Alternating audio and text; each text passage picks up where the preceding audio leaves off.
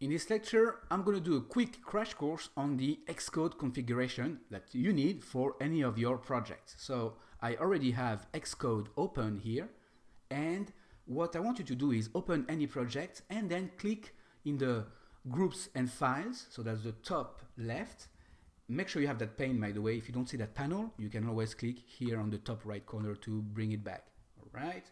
And once you click there, click on the main file. That's the one with the blue icon, the top node. All right. And once you have the top node open, you will see in the center pane, you will see the actual info settings. All right. So the general might not be what I see, might not be what you see. I do have automatic signing, and the reason why I have that, and you may not have it, is because you need to log in with your account. Now, what do I mean by login with your account? Yes, you need your developer account. If you don't have one, go back to the lectures in the setup where I show you how to create an iOS developer license, and let me show you how to add yours here. So inside of Xcode, you need to go to Preferences, or the shortcut is Command, right? Preferences, and here go to Accounts. And in this Accounts tab, you can click on the plus in the bottom left corner to add your account.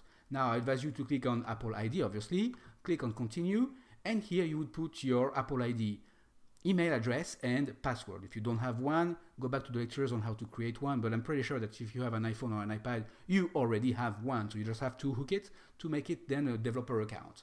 All right, so once you have that, you can download all your profiles, so make sure you click on the download all profiles, and usually it does that automatically the first time you log in. Okay, so you should be good to go. Now that I have that, if you want to change the font, it's a good time. You can go to fonts and colors, and now you can select different ones here, and you can, as you can see, you can have a low key or a dust. Lots of people love the dusk one, which is also the same one that people are using for the Sublime text. So pretty cool.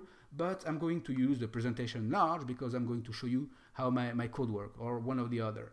Okay, so that's what I usually do to do my demos. I increase the size here. Okay, so that's enough for that. Now, what else you need to know is that the bundle identifier is the one that needs to be unique, and that's the one you use to publish your app to the iTunes App Store.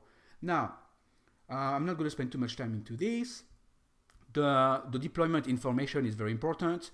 Since we are going to use Core ML, so the machine learning, we need version 11. Do not select a version below 11. Why? Because Core ML is only available from iOS 11 and up. So make sure you do that. Now, is that going to mean that if you publish your app, some users might not be able to see your app or use your app? Yes, obviously. But guess what? Apple is really good with that. Right now, 85% of the world that has a phone is on the version 10 and up. So in the near future, by 2018, and then the majority of people will be in iOS 11, so don't worry about that. Then the device mode, portrait, landscape, right and left. That's pretty straightforward. I don't need to explain that.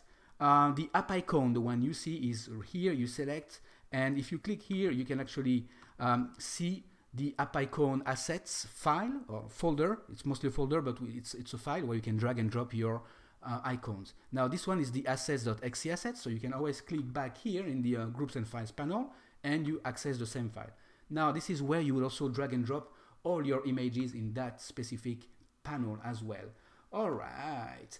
Now the final product is right here, product.app. That's the one that we publish to the App Store, but don't worry about it. Usually you never have to access it directly.